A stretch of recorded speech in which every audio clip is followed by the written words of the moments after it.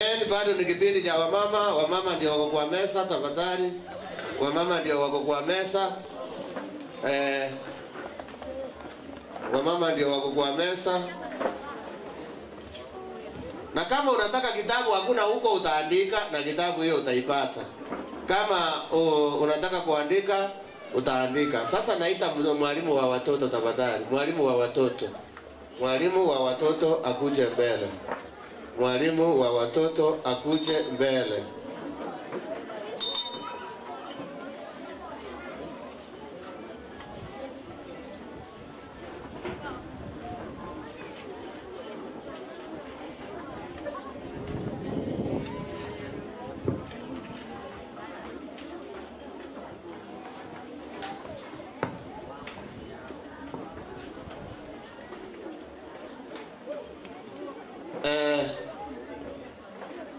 Jana tulitoa promise watoto wetu wanataka vitabu. Watoto wetu wanataka vitabu na mlitoa promise, na wengine walikuja hapa wakalipa wachache na nafurahi. Kuna hata mtu mama alijitolea, Mungu akubariki na akubariki sana. Alitoa 400 peke yake kwa sababu ya watoto. Niliona kwamba kuna watu wako na roho ya watoto, na wewe nakuomba ukue roho na roho hiyo ya watoto, kwa sababu watoto ni wetu. Wewe toa ile Mungu akubariki. Ikikuwa juu, ikisidi hii kitabu ikikuwa juu, tutafanya aje? Tutawaongeza kitabu kingine. Kuna vitabu mingi za watoto. Watu hawana vitabu ni watoto. Sasa ninaomba wakupee pesa hapo katikati. Enda hivi watakupea pesa hapo katikati. Walitoa mikono. Sasa mpee zile pesa yenye mpaka tuliombea jana. Tuliombea kwamba Mungu awabariki wale wametoa. Sasa ameingia hapo katikati akitoa hiyo pesa. Bado mesa iko wazi. Enda kwa mesa mnunue vitabu. Enda kwa mesa mnunue vitabu. Enda kwa mesa tafadhali mnunue vitabu. Vitabu ni vyenu. Na nashukuru wale wanaendelea kununua vitabu. Mungu awabariki na waongezee. Na nashukuru Wagekomu walinunua sawa. Nenda nimeona wamekuja huko Umesa kwa wengi. Kwa hivyo na nyinyi ninawaomba paka babalike Roma David ni moko likeru. Ibako goraga ni moko likeru. Omba na wasenige komu. Na sasa na nyinyi na washukuru, tusimame tuende kwa mesa. Mumeona bei ya vitabu.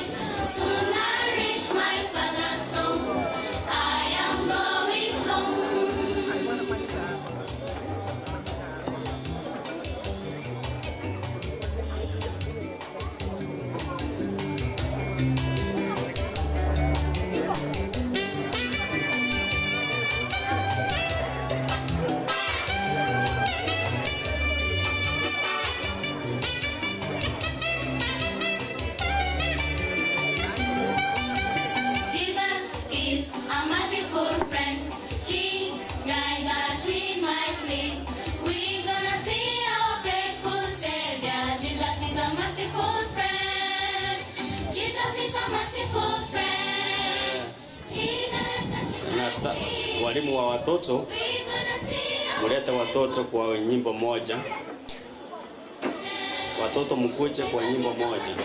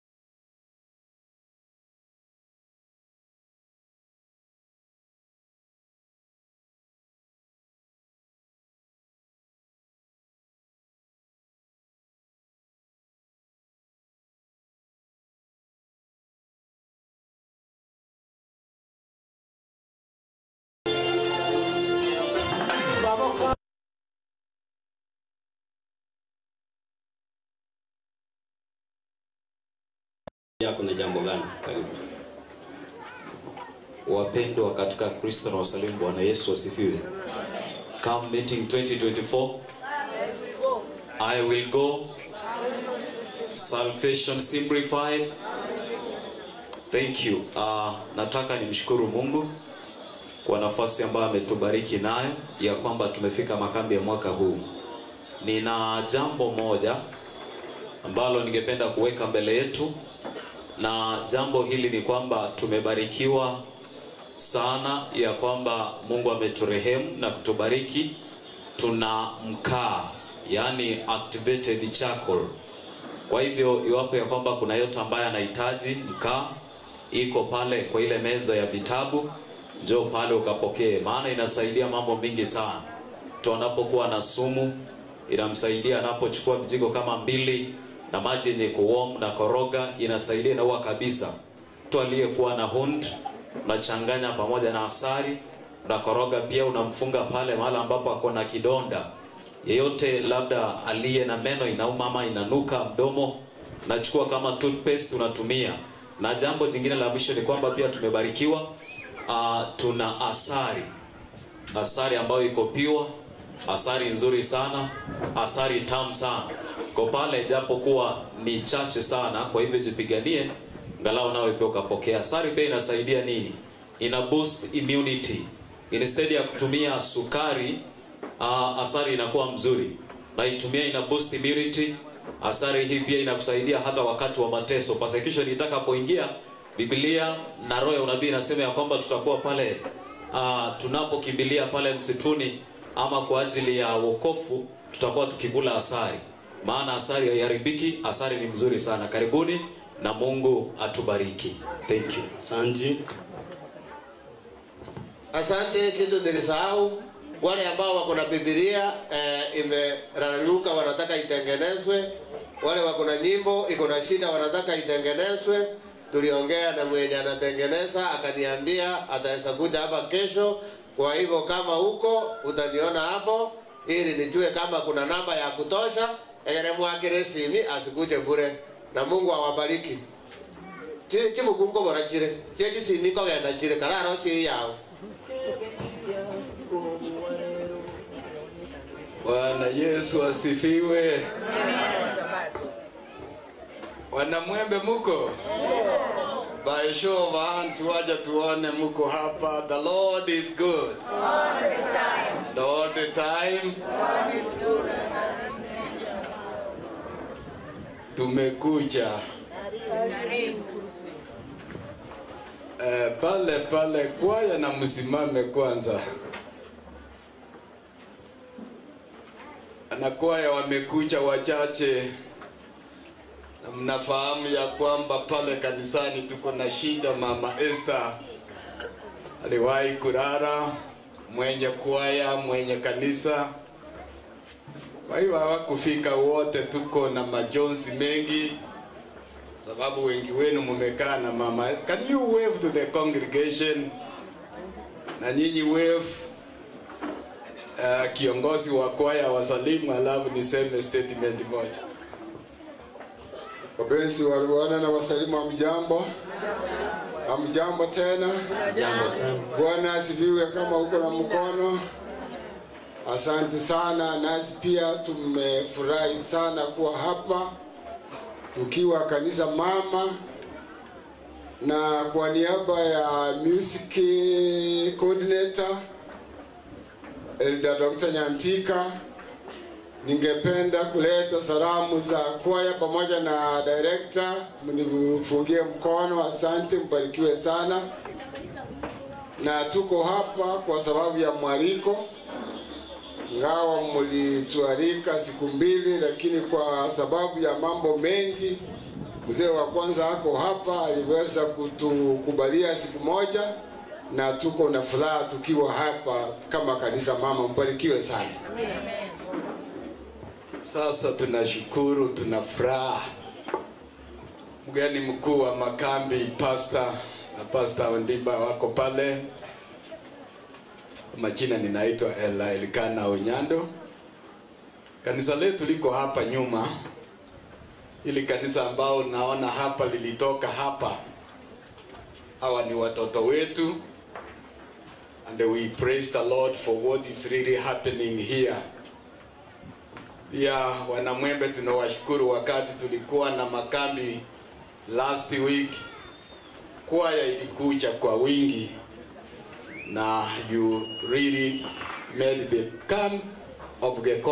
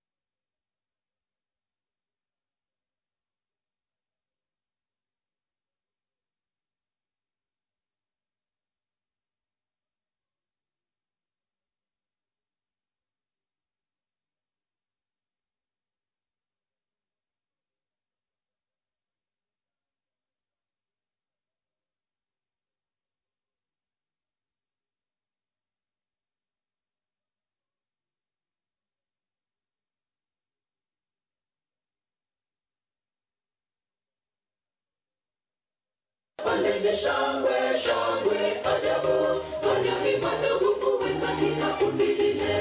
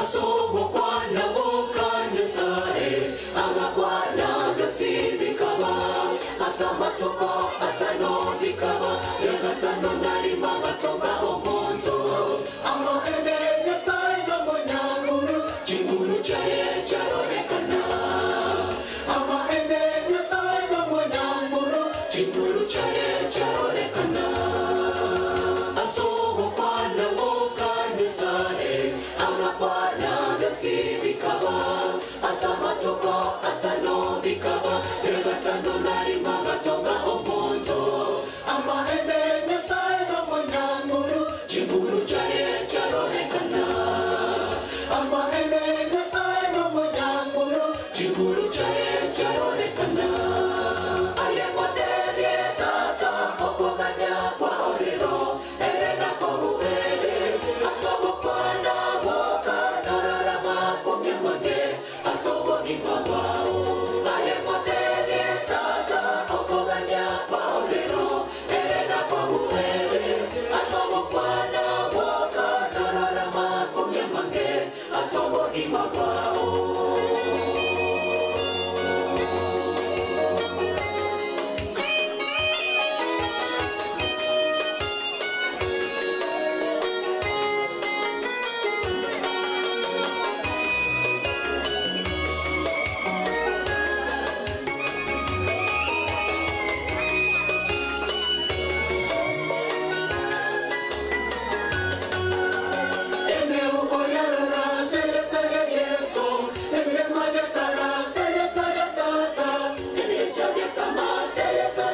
So ama ene ere no monyanguru Nyemerindo ya kira seletale yeso ama ene ere no monyanguru Ene uko yarora seletale yeso Ene manyatara seletale tata Ene chabia kama seletale yeso ama ene ere no monyanguru Nyemerindo ya kira seletale yeso ama ene ere no monyanguru Ayemote tata okoganya kwa olero erena koruere asobo pana moka nararama kumyamage asobo imabao ayemote tata okoganya kwa olero erena koruere asobo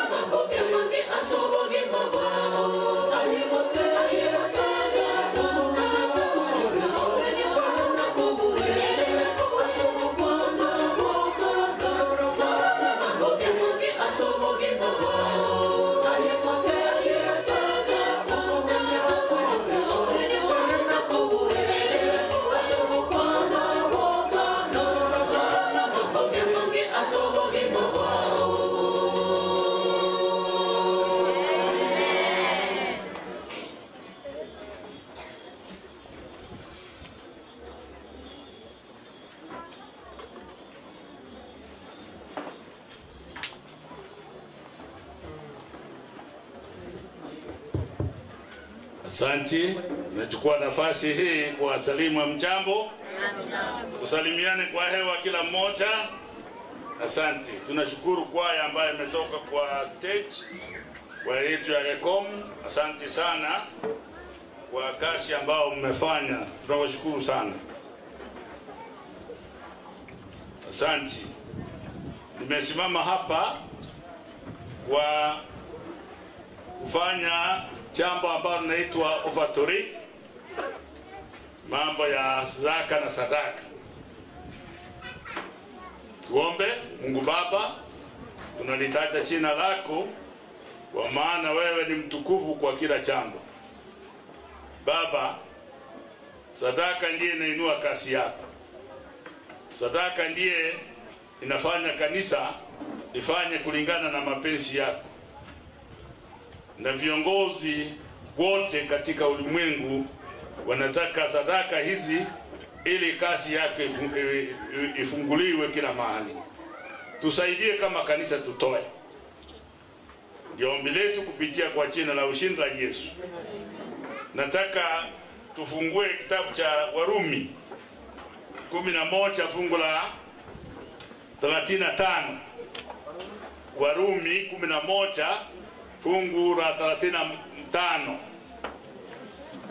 Paulo akiandikia kanisa anaandika hivi kwa Kiingereza.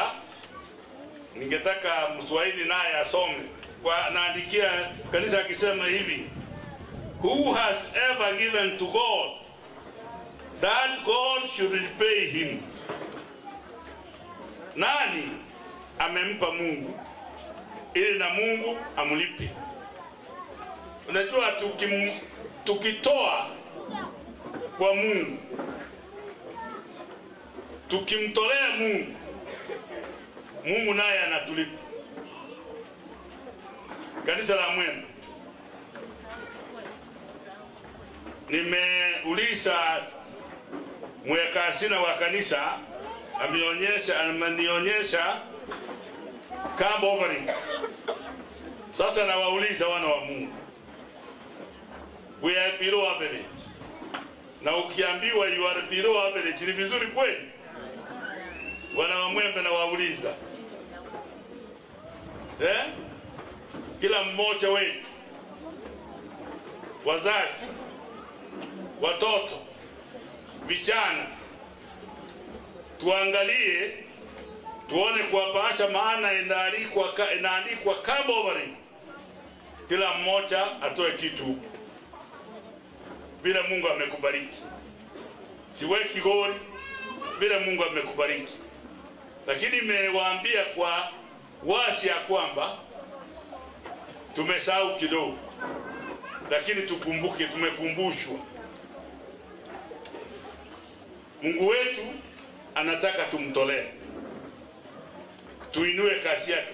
Kwa maana hii inanishangaza, kwa maana Paulo anasema who has ever given to God that God should repay him. Nani ametoa? Tuende katika kitabu cha Ayubu. Ayubu naye na jambo kidogo tu inasema, inafanana na hiyo tu.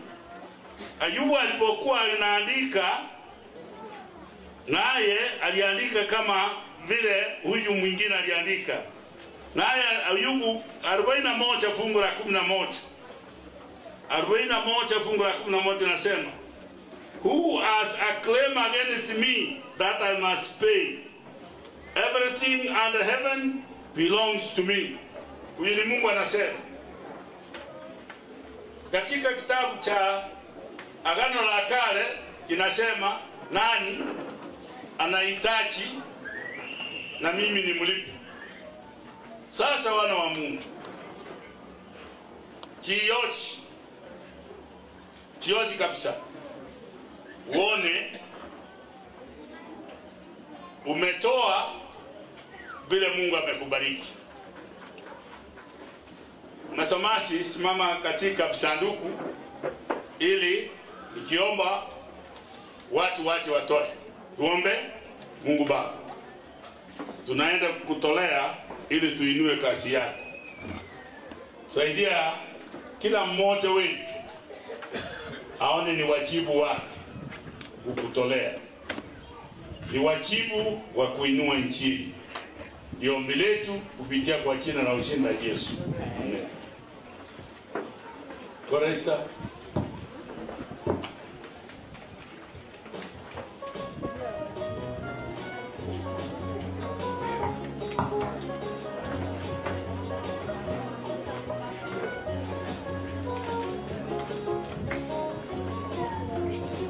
Fungue 55.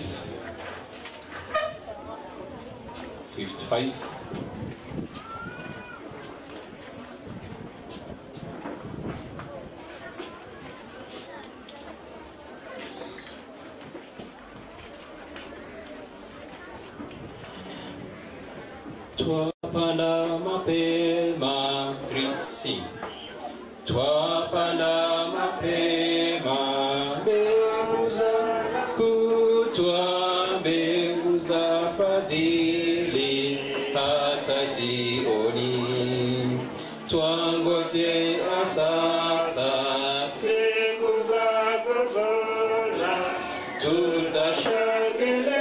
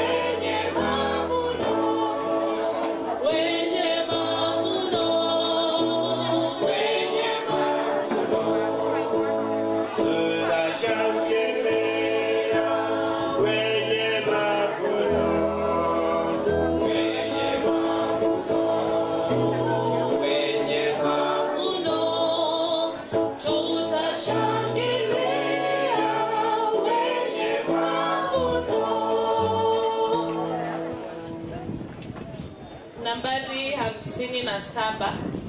Basi tanza na chorus watumalizia.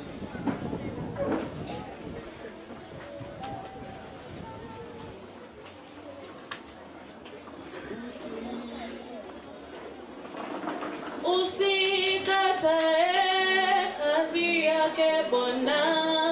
Tuimbe. Usikatae kazi yake Bwana, ukae tayari kuifanya kazi.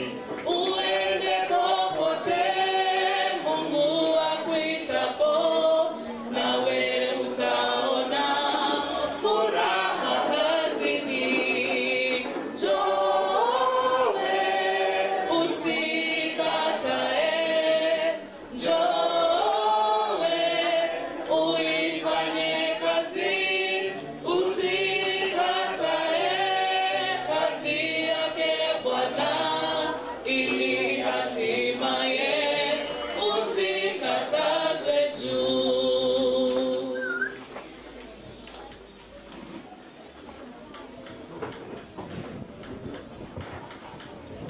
Simame tuombe.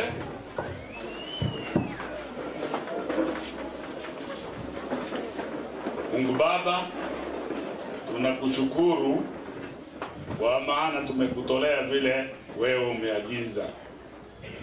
Bariki wote na tupe kila wakati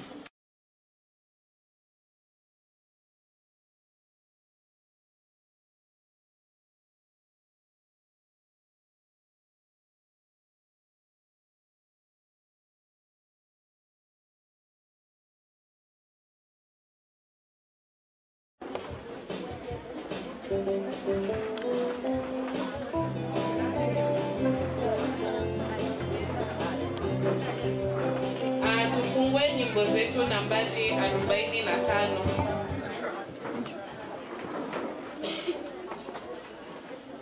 Mlimani pana mwanga. Tuimbe. Mlimani mwanga, mwanga wa jua zuri, shambani na baharini, jua tukufu liko, mwanga ulio mkubwa umo moyoni mwangu, kwa kuwa Yesu alipo hapa na mwangaza, mwangaza ulio mzuri, mwanga umo moyoni, akiwapo Bwana Yesu pana mwanga moyoni, kama mavazi kikuuni na kuwa huzuni, nguo nzuri za furaha umenipaza kuvaa, na kuandama rohoni hata nyumba ya juu, iliyopambwa vizuri katika pendo lako, mwangaza ulio mzuri, mwanga umo moyoni, akiwapo Bwana Yesu pana mwanga moyoni, ulinikomboa Yesu, maisha yangu mali, vyote ni vyako Mwokozi, daima nikusifu na kuandama rohoni hata nyumba ya juu, iliyopambwa vizuri katika pendo lako, mwangaza ulio mzuri, mwanga umo moyoni, akiwapo Bwana Yesu pana mwanga moyoni, ama sase ama ya mono ayareo moyoni, Yesu kare na nje ama sase mkoro.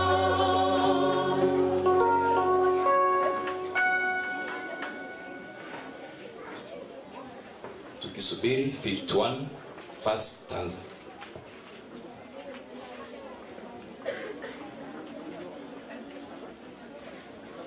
Yesu Mwokozi, tuimbe. Yesu Mwokozi, kwa hakika unipa furaha na amani, mrithi wangu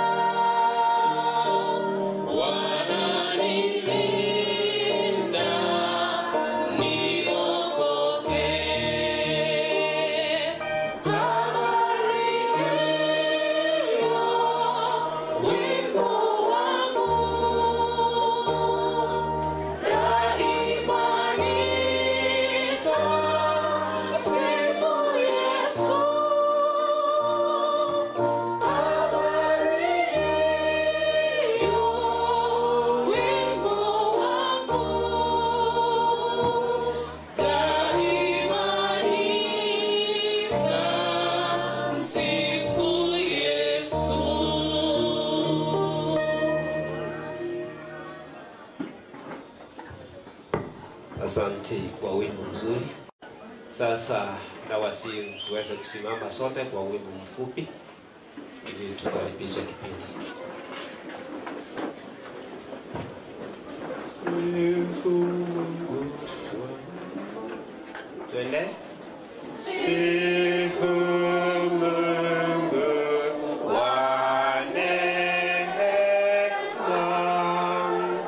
enyi viumbe popote,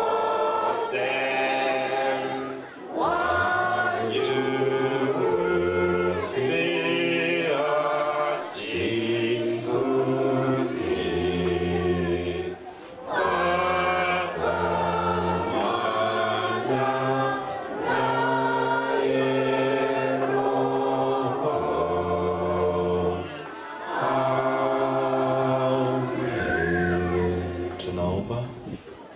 Baba na Mungu wetu, katika jina la Yesu tunasema ni asante kwa nafasi ya kipekee ambayo umetukirimia kila mmoja wetu.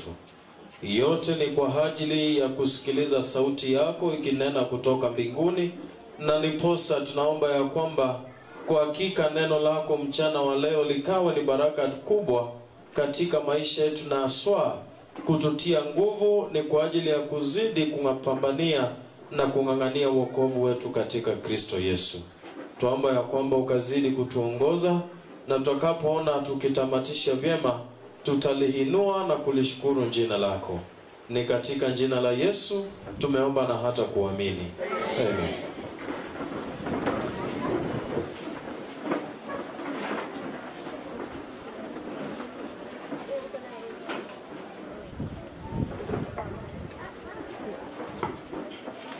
Wapenzi wa Bwana na wazalimu wa mjambo, karibu kwa siku ya leo. Imefika saa njema, alafu Mungu amejalia, ametuandaa kwa kipindi kinachofuata. Imefika saa ibada. Leo ningeomba watoto mnyamaze ili tusikizane. Wale wanatembea mkae chini, mtulie ndio tusikie ni nini inaendelea. Jana sikue wakati huu kuwakaribisha wale wote Mungu ametujalia tumefika hapa kwa siku ya leo. Tusikie ni nini yako nayo kwetu leo. Na kabisa Ecom Choir na leadership ya Ecom, wacha tuwakaribishe tena kwa kuitikia mwaliko. Tena mko nayo mengi nyumbani, lakini naona ni vizuri mkuje tushukuru Mungu. Na wale wamekuja leo siku ya kwanza ambao hawajapata nafasi ya kungua hapa tangu tuanze, nakaribishwa pia. Na wageni wote msikie mko nyumbani, na tuanze pamoja hadi tumalize. Asante watoto kwa kutulia, na ningeomba mtulie hivyo mpaka tumalize, ndio tutasikia.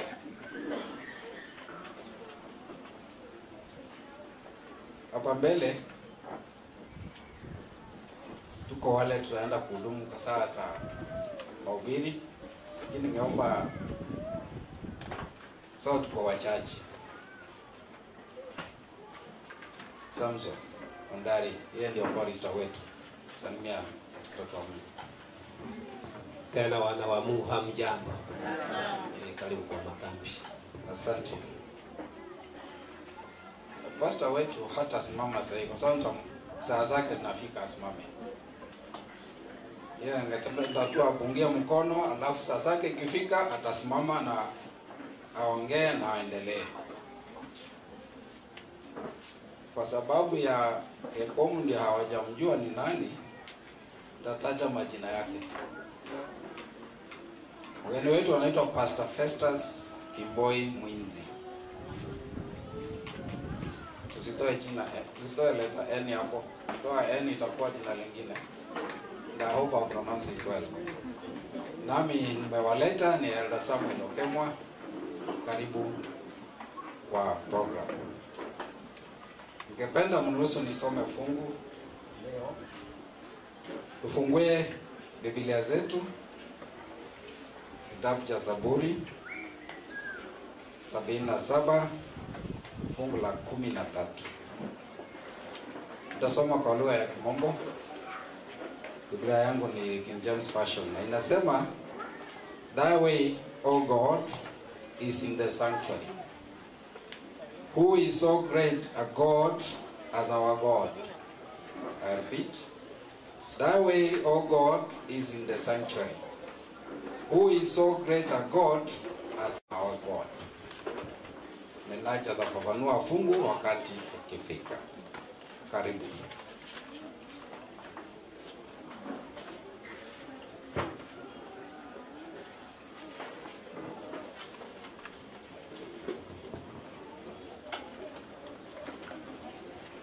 Sasa na tusimame na nyimbo zetu. Number 180 wajachi mino 180.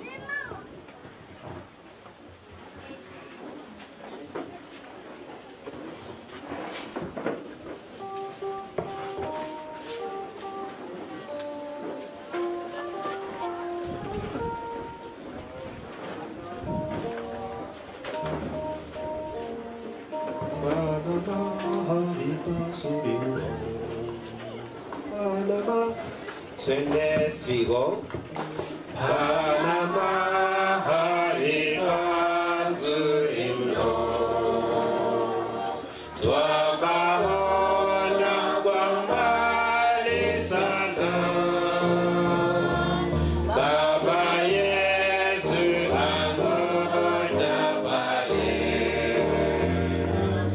Amepanga makao yetu.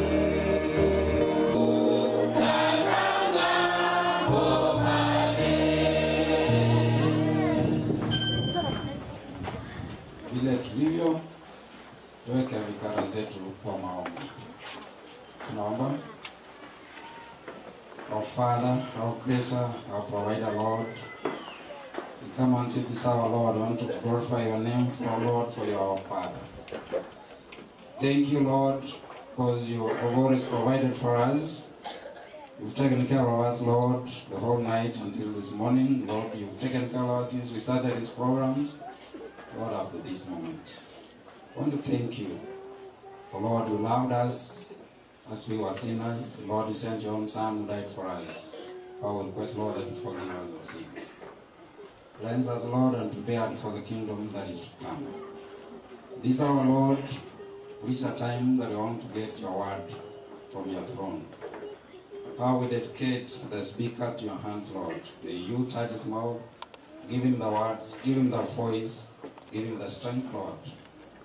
Lord, may the Holy Spirit prepare our hearts and the mind so that we can receive the word and above all live as by your directions. Control the crowd, Father. Lord, we also bring for those who are not with us. Men have different challenges. There are those who are sick in the houses, in the facilities. Lord, we bring them when you visit them, Lord. May your glory be upon them. There are those who have lost their loved ones, Father. May you comfort them at this time. For it's only your comfort that is worthy than any other. Bless all those who have various challenges around your hands, Lord. They are your creatures, and you have always provided for your children. Provide for us today, Lord. Continue providing for us. Guide us your way as you prepare us for the kingdom that is to come. Be with us from now on until we finish. For we pray this in Jesus' name. Amen.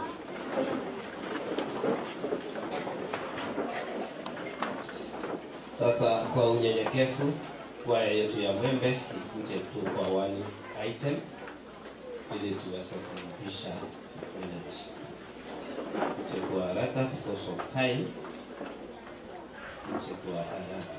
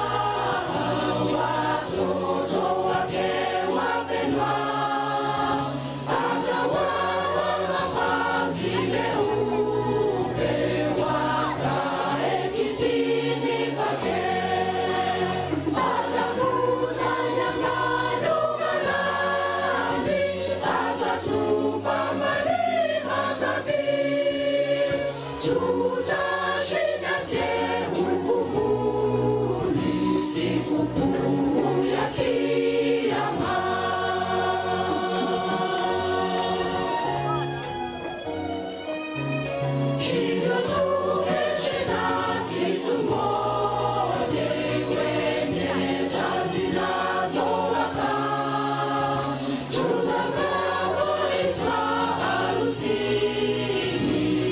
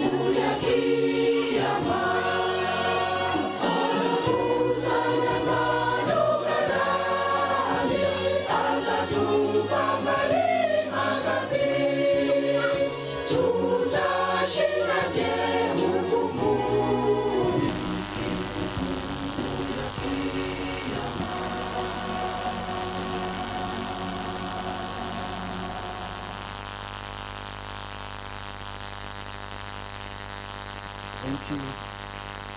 Naanza kwaya. Imefika wakati naanza kusali. Watoto bado kuna kelele, watoto ulisema tutulie vile tulienda. Sasa imefika wakati tunauliza nani tunamtafuta pasta alete nani.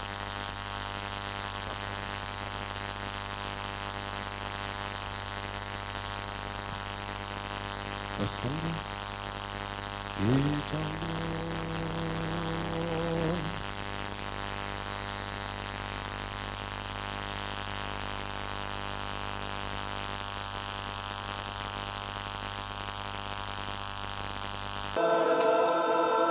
Tumedo, oh tutakutana oh pale kitambo tumedo, tutakutana oh pale kitambo tumedo. Tutakutana nao pale. Baba yetu na Mungu wetu, tazama tunaenda kusikiliza kutoka kwako. Twaomba ya kwamba ukanene na kila mmoja wetu na neno lako likazidi kuwa taa, nasi tukang'ae kwa utukufu wa jina lako. Ni katika jina la Yesu tumeomba na hata kuamini. Amen. Ninatumai ya kwamba sote tulipata kuwa na usiku mwema na tukaamka vyema na tungali tunazidi kuwa na afya tukizidi kumtumainia Mwenyezi Mungu. Niseme ya kwamba ni furaha gaya kuona jinsi na ambavyo tunavyokuwa na kiu kila wakati kupenda kwenda kusikiliza sauti ya Mungu ikinena nasi kila wakati anapotuita tukapate kunena naye, naye akapate kunena nasi. Ni jambo ambalo ni la kipekee, na kwa sababu mmepata kunikaribisha, nami pia naomba niwakaribishe kwa njia ya kipekee pia tukapate kumegewa mkate pamoja na Mungu katika masaa haya ya wakati huu. Hivyo basi karibuni nyote na tupate kubarikiwa kwa pamoja. Kwa wakati huu ni siku na ambapo tunaangazia, bado tunazidi kuangazia katika hekalu, na wakati na ambapo tunapoangazia katika hekalu tulipata kuona katika siku na ambazo zimepita tumeangazia sehemu ya kwanza na sehemu ya pili ya hekalu, na ambapo tumeweza kuenenda kindani na haswa katika vitu na ambavyo vilikuwa ni vya muhimu sana katika hekalu.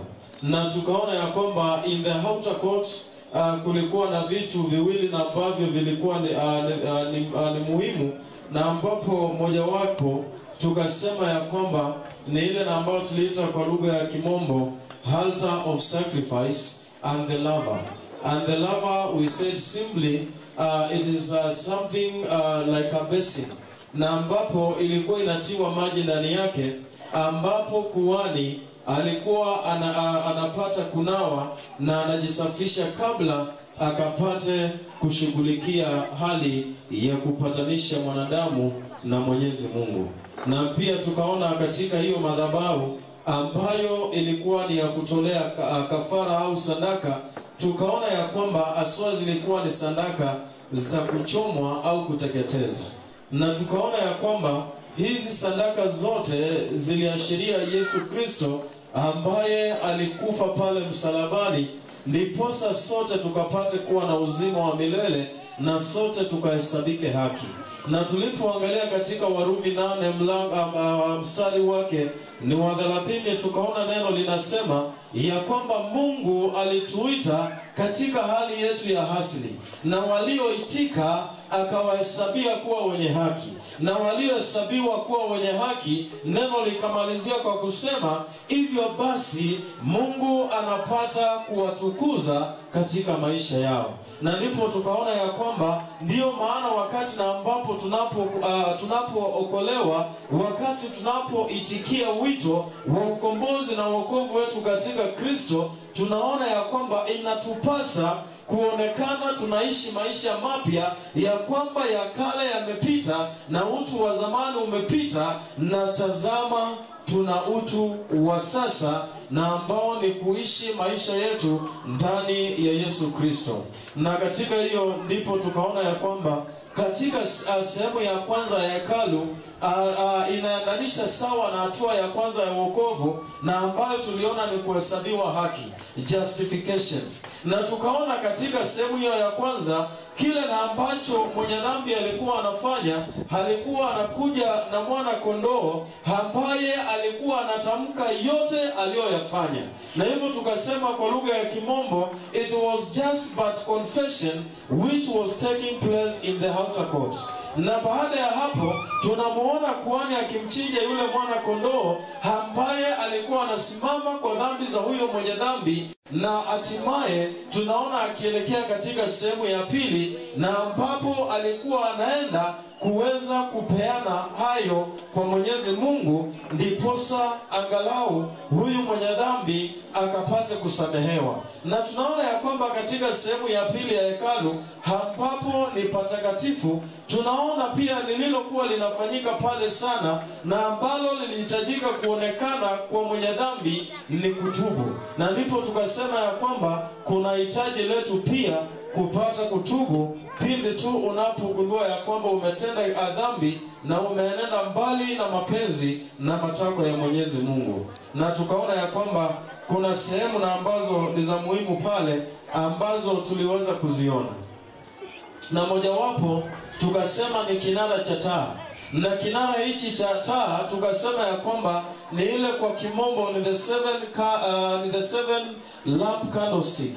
Na tukasema ndani yake mlikuwa mnatiwa olive oil ama mafuta hayo, na ambayo yalikuwa yanatiwa pale, na kila wakati hicho kinara kilikuwa kinahitajika kulipa hekalu nuru na mwanga kila wakati. Na hivyo basi tukaona ya kwamba kinara hiki kinaashiria Kristo, ambapo katika Yohana 8:12 neno lilisema ya kwamba mimi ndimi nuru ya ulimwengu, na wote wanaoniamini hawatembelei tena katika giza bali katika nuru. Na ndipo tukaona nasi tunapojiunga na Kristo na tunapomkubali kuwa mwokozi wa maisha yetu, tukaona ni dhahiri wazi katika Mathayo 5:14 ya kwamba basi Mungu anatuhesabia, kwa sababu tumekwisha kuhesabiwa kuwa wenye haki. Anasema ya kwamba baada ya kukubali Kristo kama mwokozi wetu ambaye ndiye nuru ya ulimwengu, nasi tunapata kung'aa kwa utukufu wa mbingu kwa niaba ya Kristo ambaye ndiye nuru ya ulimwengu. Bwana asifiwe. Na ndio katika siku ya leo tunaenda kuangazia katika sehemu ya tatu, na ambapo ni sehemu ambayo ni patakatifu mno, the most holy place. Na wakati ambapo tunapoenda kuangazia sehemu hii, na ambayo ndiyo ya tatu na ya mwisho katika hekalu, ilikuwa ni sehemu na ambayo ilikuwa ni muhimu sana, kwa sababu na ndani yake kulikuwemo na kitu kimoja na ambacho ndicho kilisababisha hekalu hiyo katika sehemu ya pili ikapata kugawanywa na sehemu ya tatu na pasia. Na katika hiyo ambalo linapatikana pale sio lingine bali ni sanduku la agano, ambapo ndani yake mlitiwa sheria za Mungu ambazo Mungu alitupa kupitia kwa mtumishi wake Musa. Na katika hiyo tunaona ya kwamba that ark of covenant, or the ark of the covenant, it was highly guarded. Na ndio maana wakati ambapo tunapoangalia tunaona ya kwamba katika patakatifu mno ili ambalo ni sanduku la agano, ndilo jambo na ambalo tunapoangalia ilikuwa ni kiini kikubwa cha hekalu lote kutengenezwa. Unajua, unapoangalia katika kitabu cha Kutoka 25 na mstari wa 8, Mungu anamwambia Musa akapate kumtengenezea hekalu, ndiposa uwepo wake ukapate kuwa miongoni mwa nani? Miongoni mwa watu wa Mungu. Ndio maana wakati mwingine wanasema, na ninaambia watu wa Mungu ya kwamba kama ukitoka kwako nyumbani na ukuje kuingia kanisani, hakuna utofauti na ambao unaupata upinde tu unapoingia katika malango ya nyumba ya Mwenyezi Mungu. Inadhihirisha wazi ya kwamba kuna shida katika maisha yako, kwa sababu katika kanisa popote pale na ambapo uwepo wa Mungu hupo, unajua tunasema ya kwamba God's presence is not limited by our place. Ni ya kwamba ndio maana Biblia inasema ya kwamba mahali na ambapo wawili au watatu wapo, mimi nipo.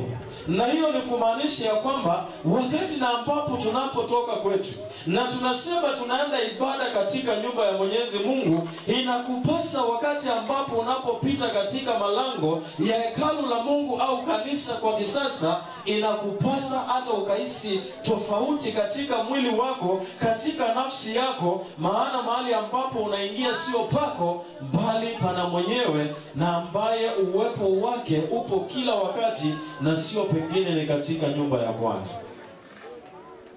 Na wakati na ambapo tunapoangazia hili, tunaona ya kwamba katika sehemu ya 3 kwa kweli kulikuwa na sanduku la agano, the Ark of the Covenant. Na wakati ambapo tunapochunguza vizuri, tunapata ya kwamba mle ndani mlitiwa amri 10 za Mwenyezi Mungu, the law of God. Na unapoangalia katika Warumi 7:12, neno linasema ya kwamba sheria ni takatifu. Na hivyo basi sheria hizi za Mungu zilitiwa katika sanduku la agano ambalo liliwekwa mle ndani katika patakatifu mno. Na pia hiyo haikutosha, juu yake kiti cha rehema kilitengenezwa kiasi ya kwamba kilikuwa kinatumika kama kifuniko ambacho kilikuwa kinafunikia lile sanduku la agano la Mwenyezi Mungu na watu wake.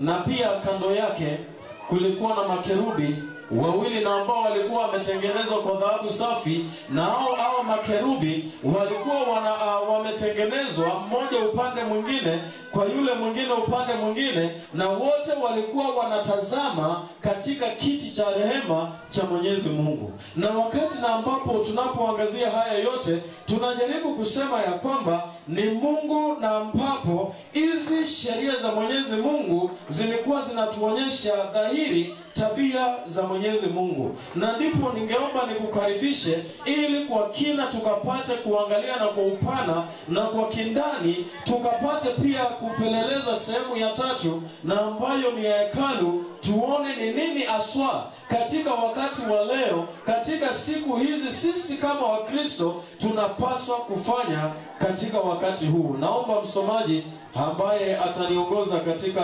kusoma neno siku ya leo, sijui ni nani ambaye atahusika apate kunisomea katika siku ya leo. Ningependa tuanze na kitabu cha Warumi, mlango wake ni wa 10 na mstari wake ni wa 4. Warumi 10 na mstari wake ni wa 4. Biblia, neno la Mungu linasemaje? Biblia inasema kwa maana Kristo ni mwisho wa sheria. Kwa maana Kristo ni mwisho wa sheria, ili kila aminiaye, ili kila anayemwamini Kristo ahesabiwa haki, akapate kuhesabiwa haki. 5. Fika pale. Mungu anasema ya kwamba Kristo ndiye mwisho wa sheria. And I tend to think this is as the reason as to why many of Christian believers today, they are claiming that we no longer need to keep the law, but rather it is because we are saved by grace in Christ Jesus. Lakini sidhani kama huo ni ukweli. Kwa sababu unajua wakati na ambapo neno linasema ya kwamba Kristo Kristo ndio mwisho wa sheria, haimaanishi ya kwamba Kristo alipozaliwa, wakati wa utimilifu wake wa muda ulipofika kuzaliwa, Biblia isemi ya kwamba Kristo alitupilia mbali sheria za Mwenyezi Mungu.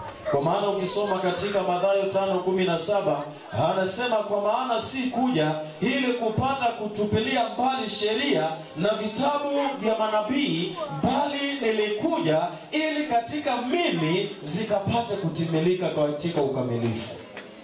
Na ndipo wakati ambapo tunapoliangalia neno la Mungu, kwa kweli tunamuona Kristo anapata kuwa neno la Mungu linasema kuwa yeye ndiye mwisho wa nini? Wa sheria. Hebu tupate kuona, tukiangazia katika sheria, tuone ya kwamba kwa sababu tunaangazia tu katika siku ya leo, tutapata kuangalia kitu ambacho ni rehema. Kwa sababu tunaona ya kwamba kuna kiti cha hiki na ambacho ni cha rehema, the seat of mercy, ambayo ilikuwa inaangaliliwa na wale malaika wawili ambao walitengenezwa wakiwa katika mwisho wa kile kiti cha rehema. Na tunapoangalia pale tunaona ya kwamba Paulo anajaribu kutuelezea mambo machache. Na ndio maana ukisoma vile na ambavyo tutazidi kusoma, utakuja kukutana na neno kama vile neema, utakutana na neno kama rehema, na pia utakutana na sheria, na ambapo zilikuwemo katika mahali patakatifu mno pa hekalu ambapo Mungu alivyotuletea. Hebu tuende katika kitabu cha Warumi tuweze kuangazia hizi sheria, kwa sababu tunasema ya kwamba heti kwa sababu tumeokolewa katika neema, wengine wanasema hawana hitaji lolote la kushika sheria. Hebu tuone neno la Mungu linasemaje.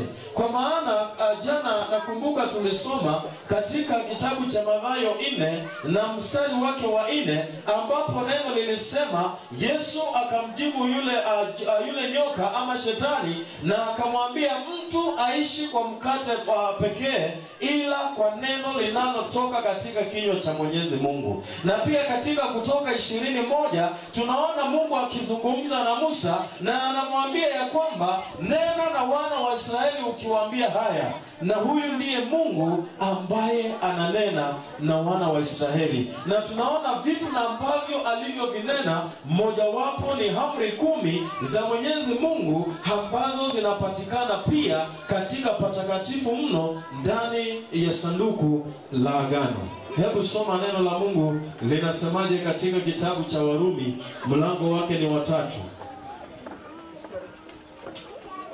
Nisomee mstari wake wa 17. Neno la Mungu linasemaje? Neno la Mungu inasema wala njia ya amani hawakuijua. Wala njia ya amani hawakuijua. 18 kumcha Mungu hakupo machoni pao. Hakupo machoni mwao. Fungu la 19, basi tunajua ya kuwa sisi tunajua ya kuwa mambo yote inenayo torati uyanena kwa hao walio chini ya torati, ili kila kinywa kifumbwa na ulimwengu wote uwe chini ya hukumu ya Mungu. 20 inasema kwa sababu hukumu mwenye mwili atakayehesabiwa haki mbele zake kwa matendo ya sheria. Tunaambiwa ya kwamba jameni, hatutaweza kuhesabika kuwa wenye haki katika matendo ya nini? Katika matendo ya sheria. Kwa maana kutambua dhambi huja kwa njia ya sheria. Fika pale. Wakati na ambapo tunapoangazia kuhusu sheria, tunaona ya kwamba isingalikuwa ni kwa sababu ya sheria, hatungetakuwa ya kwamba tunapotenda dhambi tunatenda dhambi. Hebu tudhihirishe hili katika Warumi 7:7 na Warumi na fungu la 8. Neno la Mungu linasemaje? Warumi mlango wake ni wa 7 na fungu la 7 na fungu la 8. Biblia, neno la Mungu linasemaje? Biblia inasema, tusemeje? Tusemeje? Basi torati ni dhambi. Torati ni dhambi? Hasha. Walakini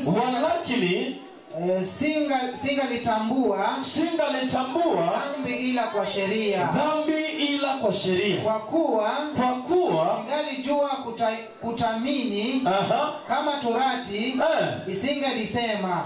Asante. Biblia inasema ya kwamba, anasema hivi, Paulo anatuambia na anatujuza jambo hili ya kwamba isingalikuwa ni kwa sheria, kwa kweli angalijua kwamba kutamani ni dhambi. Angalijua ya kwamba kutenda kinyume na mapenzi ya Mungu ni dhambi. Na hivyo tunaona ya kwamba hata sisi kwetu na ambao ni wa Kristo na ambao tunamwamini Kristo, tunaona ya kwamba hata nasi tunapaswa kushika amri 10 za Mwenyezi Mungu. Na si ya kwamba unashika amri 10 ndiposa uokolewe. Wapendwa, tunashika amri 10 za Mungu kwa sababu tayari tumekwisha okolewa. Bwana asifiwe. We do not keep the law to be counted righteous. We do not keep the law in order for us to have salvation, but we keep the law because we are saved and we are counted righteous before the eyes of the Lord. Na ndio maana wakati wowote tunapoangazia kuhusu sheria, tunasema ya kwamba Yesu hakupata kuondoa sheria. Hebu soma fungu la 8. Neno la Mungu linasemaje? Lakini dhambi ilipata nafasi kwa ile amri. Na ambayo ni Mungu alitoa ya kwamba wazazi wetu wasifanye hili, lakini walipofanya dhambi ikaingia katika ulimwengu. Ikafanya ndani yangu kila namna ya kutamini. Kwa maana dhambi bila sheria imekufa. Bwana asifiwe. Hatuwezi tambua kama tumefanya dhambi katika kanisa la Mungu isingalikuwa ni kwa sheria. Na ndio maana nashukuru ile kanisa la Mwenyezi Mungu kwa sababu halina mkubwa na mdogo. Sisi wote machoni pa Mungu tunafanya nini? Tunatoshana. Na ndio maana leo unaweza ukawa mzee wa kanisa na kesho ukawa shamazi wa kanisa. Na hilo alijakudunisha kwa lolote kusema ya kwamba kwa sababu mimi sijachaguliwa kuwa mzee mwaka huu, sitakuwa na haja kanisani wala kuunga kazi ya Mungu mkono kwa sababu sijachaguliwa kuwa mzee. Ni kanisa na ambalo linatilia maanani maadili ya mbingu, kwa sababu sisi kama Wakristo inatupasa tuwe waadilifu. Inatupasa tuwe sisi ni watu na ambao tuna nidhamu. Na ndio maana I think it is only in this church ambapo mtu pia anapokosa, hawa ni mchungaji, hawa ni mzee wa kanisa, hawa ni mshiriki wa kawaida, hawa ni mshiriki na ambaye akona cheo kanisani, tunaona ya kwamba unachukuliwa hatua ambayo inaenda sawa na maandiko matakatifu. Na ndio maana unaona kitu ambacho kinaitwa discipline in this church. Sio kwa sababu discipline does not mean disfellowship. Katika hiyo hali ya kupewa kujaribu, hiyo hali ya kutaka ukapate kurekebishwa na ukapate kusaidiwa, ni kwa sababu ya maisha yajayo, haimaanishi ya kwamba umetolewa ushirika katika kanisa la Mungu. Na ndipo huwa tunasema discipline is not disfellowship, kwa sababu Mungu anatuhitaji tukiwa watu na ambao wana nidhamu. Na wakati na ambapo tunapozidi kuangalia jambo hili, naomba upate kuruka hadi ukanisomea mstari wake wa 18. Warumi 3 mstari wa 18. Biblia, neno la Mungu linasemaje? 18 inasema kumcha Mungu akupo machoni pao. 19 hiyo ni Warumi 3:18. 19. Basi twajua ya kuwa mambo yote inenayo torati uyanena kwa hao walio chini ya torati, ili kinywa kifumbwa na ulimwengu wote uwe chini ya hukumu ya Mungu. Wote tuwe chini ya hukumu wa nani? Wa Mungu. Unajua wakati ambapo sheria zilipokuwa, aswa ukiangalia katika wakati ule na ambao ni wakati wa Agano la Kale, unaona pindi tu ambapo mmoja alikuwa anatenda dhambi, hukumu ilikuwa ni papo hapo na pale pale. Unapata kama umetenda hii dhambi, ulikuwa unastahili kupigwa mawe na kupata kuuawa, na maisha yako yanafanya nini? Yanakwisha. Lakini tunapoingia katika kipindi cha rehema, tunaona ya kwamba kupitia kwa Kristo, hata ijapokuwa tumetenda dhambi nyingi kiasi namna gani, neno linasema ya kwamba tuna nafasi za kutubu na bado tuzidi kuhesabiwa wenye haki machoni pa Mwenyezi Mungu. Na yote haya yanawezekana kwa sababu ya Kristo aliyekufa na akapata kunisha pamoja na mbingu. Na ndio tunaona ya kwamba ni kwa sababu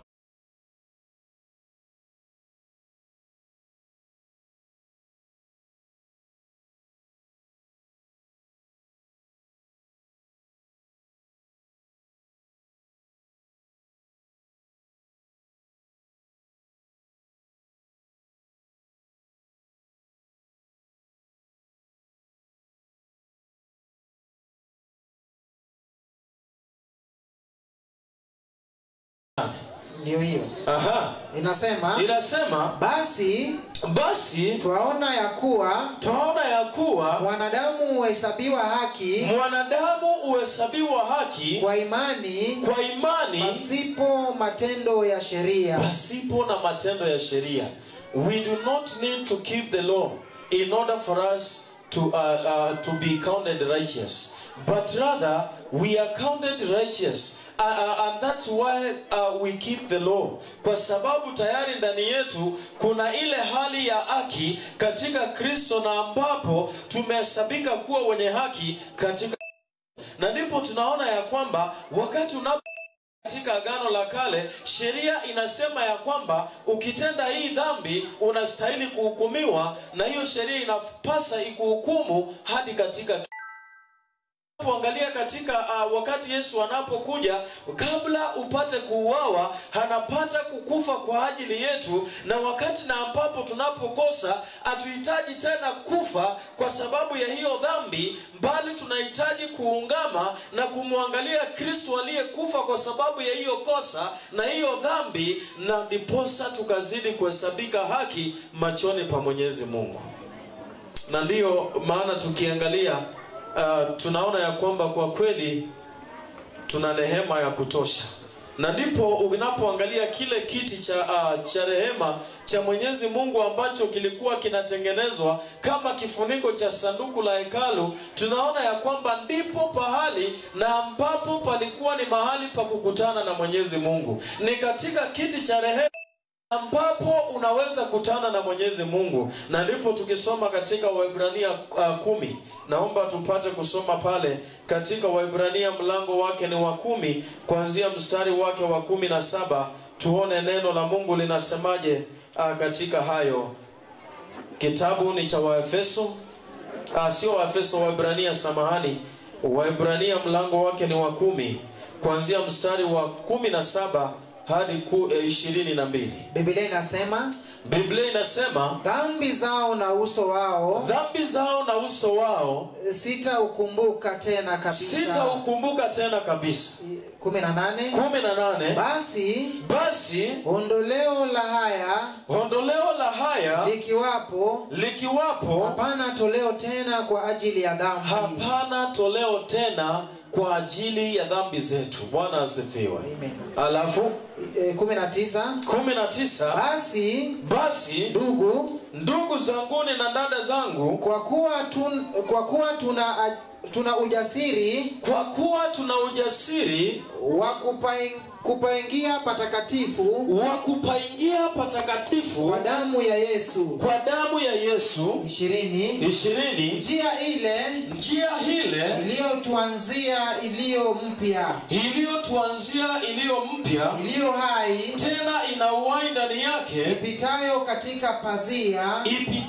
katika ile pazia, yani mwili wake ambaye ni Kristo Yesu. 21 na kuwa na kuhani, hakuna kuhani mkuu juu ya nyumba ya Mungu, ya Mwenyezi Mungu. 22 na tukaribie, na tupate kukaribia basi wenye moyo wa kweli, kwa utimilifu wa imani, hali tumenyeuzia mioyo, tuache dhamiri mbaya, tupate kuacha dhamiri mbaya. Tumeoshwa mwili, kwa sababu tumeoshwa mwili kwa maji safi. 23 fika pale. Wakati unapoangalia kipengele hiki kinatuhakikishia wazi ya kwamba wakati na ambapo ijapokuwa sisi ni wenye dhambi na tumehesabiwa kuwa wenye haki, wakati mwingine tunajikuta bado tumetenguka katika dhambi na tumezama katika dhambi. Lakini Biblia inatupa tumaini la kwamba wakati na ambapo unapogundua ya kwamba umetenda dhambi, hauhitaji tena kutoa kafara ama mwanakondoo, kwa sababu Kristo amekwisha tolewa kwa ajili yako. Na ndilo tunapata ni tumaini kubwa, kwa sababu hatuhitaji tu kukaa nyuma ya ile pazia, kwa sababu sasa tuna uwezo na tuna haki ya kuweza kuenenda moja kwa moja katika patakatifu mno, kwa sababu tuna kuhani mkuu ambaye ni Kristo Yesu, ambaye aliyejitoa kama kafara yetu ya upatanisho wetu, na ambapo tena anasema ni sadaka tena iliyo na harufu nzuri. Wakati na ambapo tunapoomba na tunakiri ya kwamba tumekuwa wakosaji, Kristo akiwa pale mbinguni anapata kutamka baraka, tena anatamka kusamehewa dhambi zako. Na ndipo wakati unapoomba kuwa mwenye dhambi na unaambia Mungu, naomba ukanisamehe kwa sababu nimetenda makosa haya, mbingu inakusamehe. Na ndipo katika sehemu ya 3 tunaona ya kwamba kila mwenye dhambi halipo baada ya sehemu ya pili ya hekalu, baada tu ya mwanadamu kutubu, katika sehemu ya 3 alikuwa anapokea msamaha wa dhambi. Bwana asifiwe. Na ndio nasi leo tunapoomba Mungu hatuhitaji kusubiri katika hizo hatua zote, bali unapokiri ya kwamba wewe ni mwenye dhambi na umetenda kinyume na mapenzi ya Mungu, na unagundua dhambi uliyoifanya na unatubu mbele za Mwenyezi Mungu, it does not cost a lot of time, but it is just an immediate response, as long as we are humble in our hearts as we seek the face of our Jesus. Na ndipo tunaona ya kwamba tunapoona pale tunapata ya kwamba rehema inakuja katikati ya Mwenyezi Mungu na sheria. Na tunapata ya kwamba hizi rehema za Mwenyezi Mungu ambapo zinakuja katikati ya Mungu na sheria, ni ya kwamba ijapokuwa sheria inatuhukumu kifo, naye Kristo anakuja katikati, na katika msalaba tunapata ile rehema na neema za Mwenyezi Mungu, ambapo badala yetu sisi tupate kufa, Kristo anapata kuyapokea makosa yale yote. Na ndiyo maana alibeba dhambi ya ulimwengu mzima, sio dhambi ya mtu binafsi. Na ndiyo maana leo tunapoenenda mbele zake na kupata kutubu, tunapata kusamehewa katika jina la Yesu. Wakati na ambapo tunapozidi kuangazia hili, tunaona ya kwamba kwa kweli neema ya Mungu ni ajabu. Na kwa sababu neema ipo, haimaanishi ya kwamba tuzidi kudumu katika dhambi. Hebu soma katika Waefeso 1 na mstari wake ni wa 7, na tuone neno la Mungu takatifu linasemaje. Katika kitabu cha Waefeso 1 na mstari wa 7. Biblia inasema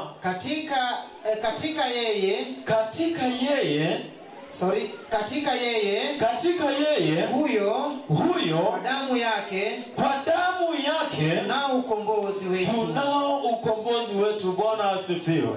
Tunaambiwa ya kwamba katika yeye kwa damu yake ambaye ni Kristo tuna ukombozi wetu. Alafu masamaha ya dhambi, na tena tunapata msamaha wa dhambi sawasawa na wingi wa neema yake. Sawasawa na wingi wa neema za nani? Wa neema zake. Na ndipo ukiangalia katika Warumi unaona Paulo anasema wakati na dhidi na ambavyo dhambi inavyokuwa nyingi, ndivyo na ambavyo neema ya Mungu inafanya nini? Inazidi kuwa nyingi.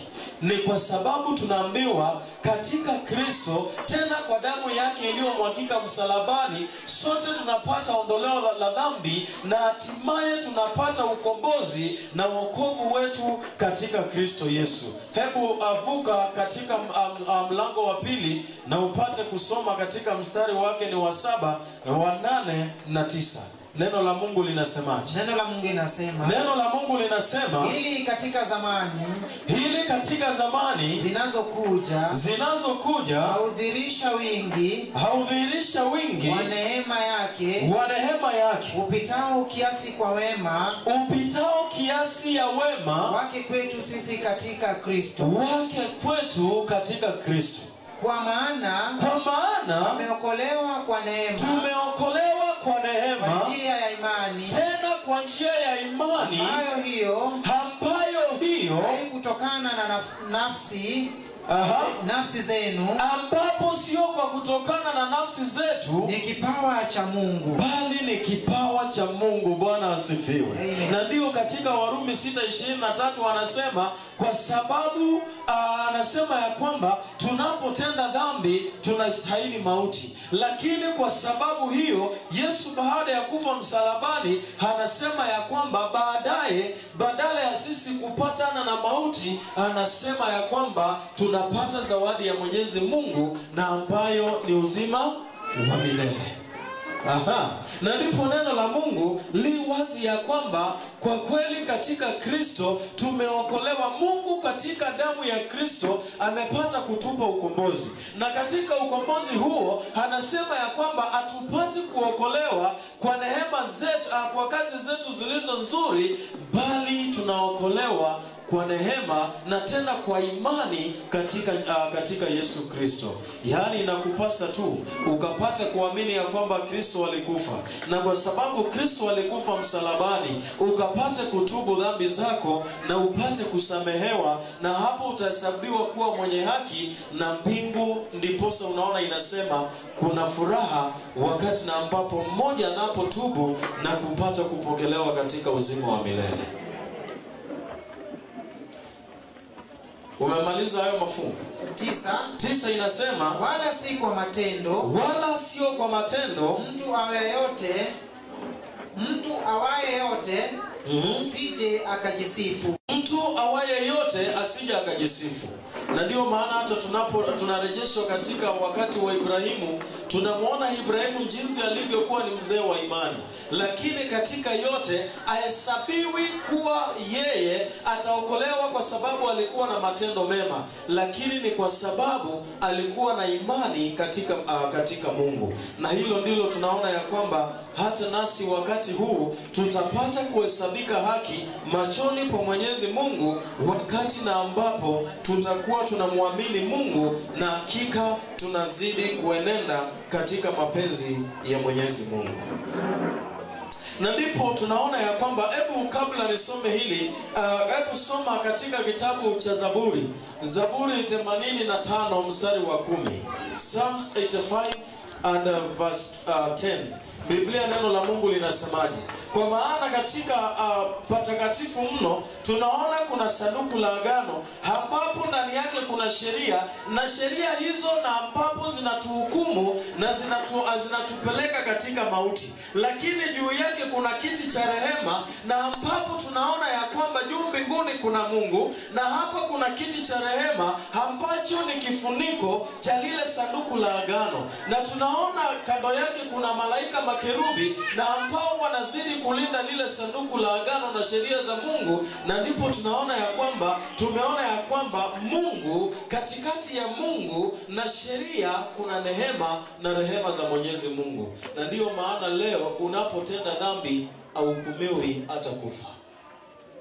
Na ninatumai hiyo ndio sababu wengi tumechukulia wokovu kama jambo rahisi mno, kiasi ya kwamba tunaweza kuwa tunatangaza wokovu ilhali katika nyuma ya pazia au katika nyuma ya hema zetu tunazidi kumkwaza Mungu na kumtundika katika msalaba, kwa sababu tunachukulia wokovu kuwa jambo la kawaida. Unapata maisha tunayoishi hayaendani sawa na kile ambacho tunakisema katika maisha yetu, eti kwa sababu tunasema ya kwamba tumeokolewa na neema na Kristo aliweza kubalizana na sheria. Kristo hakuondoa sheria. Na ukitaka kujua ni kweli, ukisoma katika Yakobo 2 kuanzia pale mstari wa 9, 10, 11, anasema ya kwamba wakati na ambapo tunapovunja sheria moja tunahesabika sawa na wale na ambao wamevunja sheria ngapi? Sheria zote 10. Na ndio tunaona anasema pia Yakobo ya kwamba imani pasipo na matendo imefanya nini? Imekufa.